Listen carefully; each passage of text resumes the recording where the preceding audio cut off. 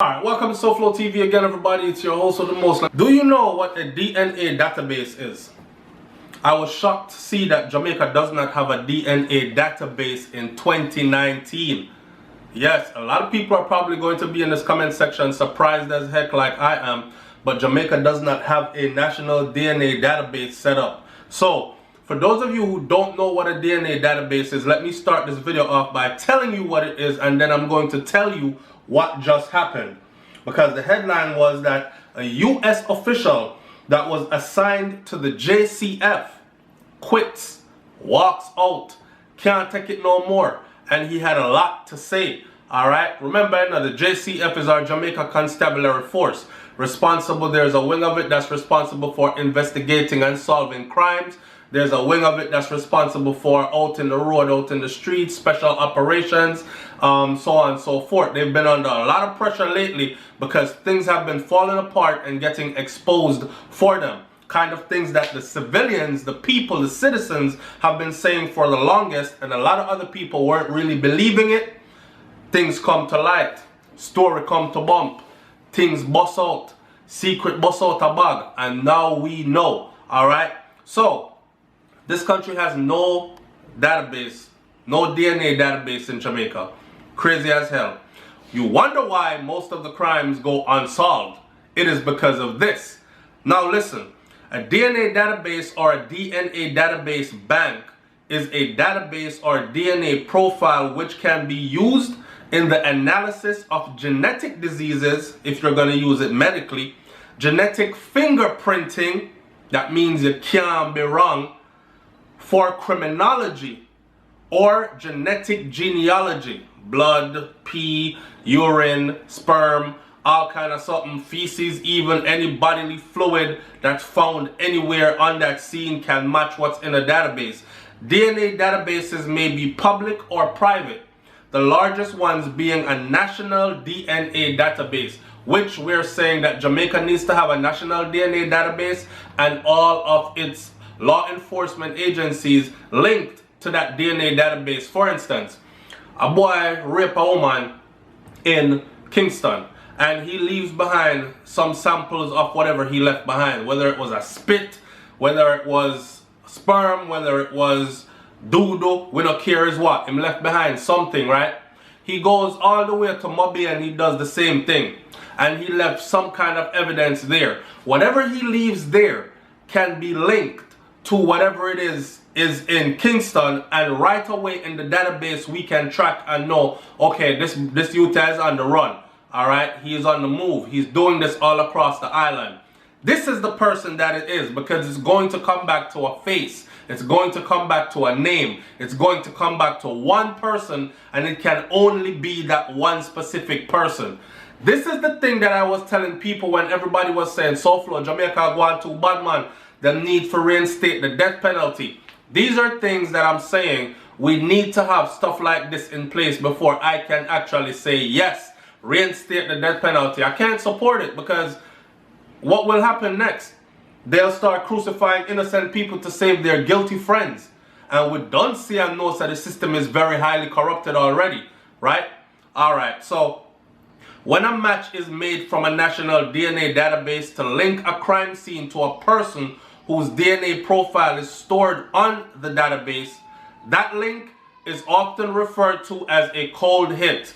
A cold hit is a particular value in linking a specific person to a crime scene, but is of less evidential value than a DNA match made without the use of a DNA database. Research shows, both in the United States of America, in the UK, and in Canada, that DNA databases of criminal offenders reduces crime rates drastically. Alright? And you wonder why Jamaica does not have a DNA database established yet. Okay. So, U.S. official assigned to JCF quits. This is on May 2nd of 2019. Alright, the man walk out. His name is Craig Dewar. Alright, this is Mr. Craig Dewar. Let's put a face to the name.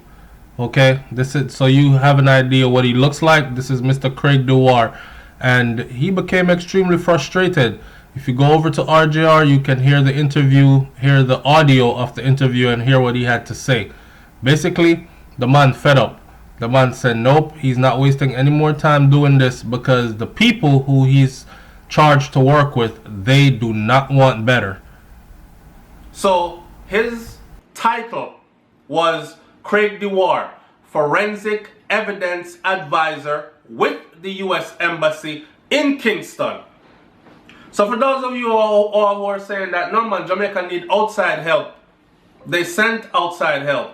They sent highly credible experts, and highly credible experts became frustrated at the condition in which our stuff is in Jamaica. So much so that they walked away from it.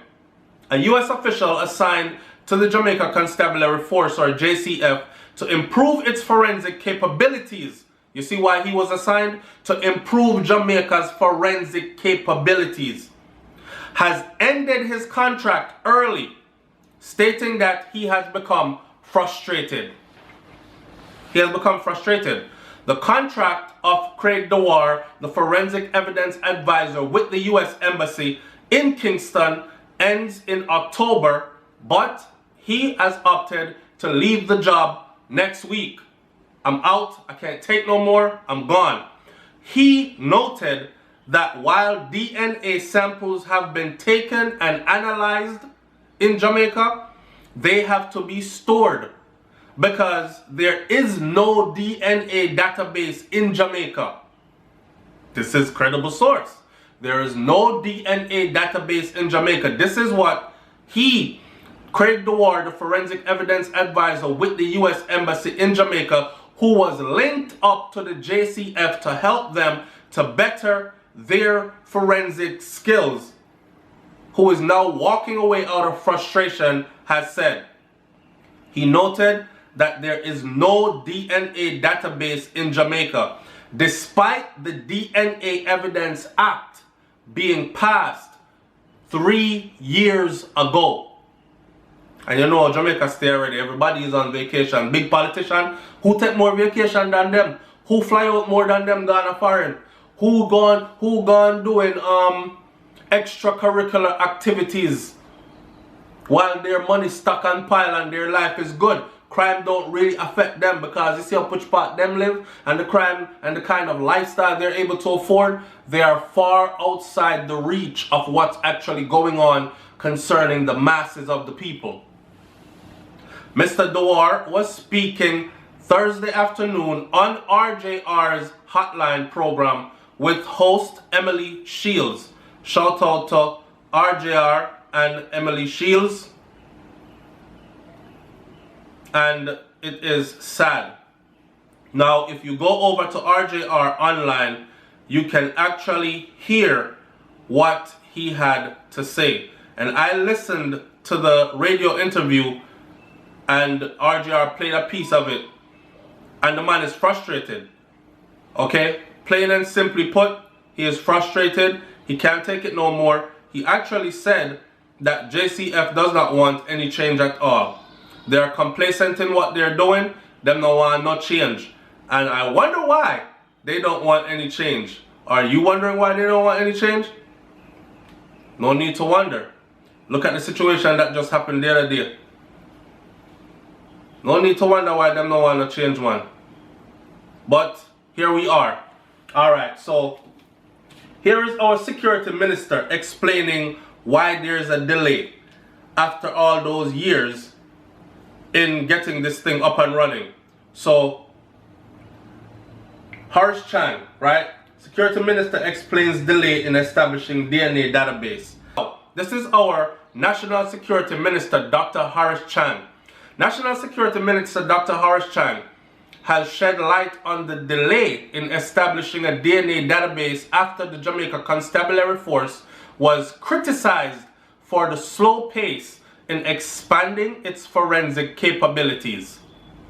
Craig Dewar, forensic evidence advisor, which I just told you about, with the U.S. Embassy in Kingston, who is assigned to the JCF on Thursday, lamented that there is no DNA database in the island despite the DNA Evidence Act being passed 3 years ago. In an interview with RGR on Friday morning, Dr. Chang said, "Work has been done over the last 3 years to improve the Institute of Forensic Science and Legal Medicine to accommodate the DNA database." Okay, work has been done. However, Dr. Chang said that there was some foul-up with the air conditioning. Now, people, pardon me, right? But there's something about military people that I love, because in the military, you are not allowed to give an excuse. No excuse is acceptable. Once you're trained how to do a task, and you have been given that task, appointed that task, I dare you to come up with an excuse. None is acceptable. And I actually think that all these people that we're appointing to these positions of power, they need to also be held to that level of a standard. No, none is acceptable. Because all they ever do is give the people what? Excuses after excuses. Now look at this lame excuse. Here you have a highly appointed individual, highly skilled in his field, attached to our JCF to make our thing better. And now we say we want better. And at this very slow damn pace, the man is so frustrated, he's walking away from it, right? And our security minister is blaming an air conditioned unit after 3 years of delay. An air conditioned unit at the facility which caused the delay. However, he said that the issue has been fixed and the ministry is now awaiting the software to be used and its installation for the database to be established. No excuse is acceptable. This is as lame as it gets. And Dr. Chang, I'm sure he's getting nice pay. Dr. Chang noted that delay in establishing the DNA database is also due to a strict procurement process. Taking 3 years though, Dr. Chang? We are idiot. You see, that's what I'm saying. Dr. Chang noted that the delay establishing the DNA database is also due to a strict procurement process. The project is being financed with donor funds. From who? Now, like I said before, if these people in their positions of power were actually being victimized like how the normal average Jamaican citizen falls victim all the time. Because we hear it all the time. Lord God Almighty, my daughter, my picnic, my baby. Them teeth the little girl, she go to school. She get found raped and all this stuff. Body fling away in a bush. 2, 3, 5 man get held. All get let go. We have no DNA database to say, yo, you were arrested in so-and-so 3 years ago. Your DNA came up positive as a hit on this right here with the little girl missing. Are you? And you are also responsible for another one over Westmoreland and one down south. We've taken a serial rapist out of the circle. Can't do it. We cannot do it because we don't have the capabilities in Jamaica to do it. And a lot of people are going to say, SouFlo, why you put this out there now? Because now them know. So we can't do it. Guess what's going to happen now? They're more likely to go out there and do what they do more now, knowing that it's hard to catch them in Jamaica. But guess what? It's sad as hell. It's sad as hell that the people who are supposed to be held appointed for these, accountable for this level of responsibility, drop the ball and give us some flimsy excuse. The AC did broke. I want AC unit. Never did I work too right still, but it fixed now. You think if the AC unit was broken at Dr. Chang's house, he would wait 3 years to make sure that it's fixed and up and running, and he would go through Jamaica's hot summers like this, and fan himself and his family with paper and cool down with fan? Or do you think they would get that fixed speedily? Sad. Leave your comments in the comment section below. Tell me what you think about this. And now you know one of the major reasons why majority of the crimes in Jamaica go unsolved, especially when they're raped and murdered. I'm out. Peace.